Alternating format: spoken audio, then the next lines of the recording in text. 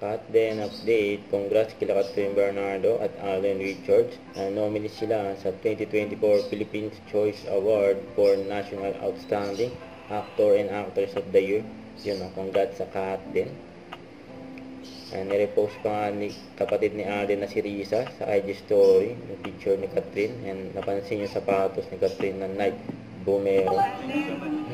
Parang Ayan, hindi todo lang iwas si Alden sa tanong. sa on kami na iba About sa Katrin. hello, love, goodbye. Parang off kami Naku baka po! na iba din ako. Sige sana. Pero pag mag-update na lang po ako. Pag ano na. Update daw si Alden. Hello, love again. Ito pa yung aabangan kay Katrin. Nasa Century Tuna Super Buns 2024 Best You Ever Finals Night. Nasa July 9 yan. Tapos ito pa, post IG story ng Abenson. No? TLC ni Katrin Bernardo na endorsement. And approved.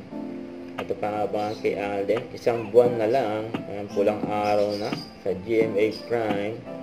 Makikilala na natin si Eduardo de la Cruz. Ito pa yung picture ni Alden. And during GMA Station ID, isa sa puso ng Pilipino. Ayan, gwapo ni Alden. Oh. Ito pa may nakapicture kay Alden. Oh. And after 11 years, may picture ulit sila ni Alden. Ayan, oh. Grabe yun.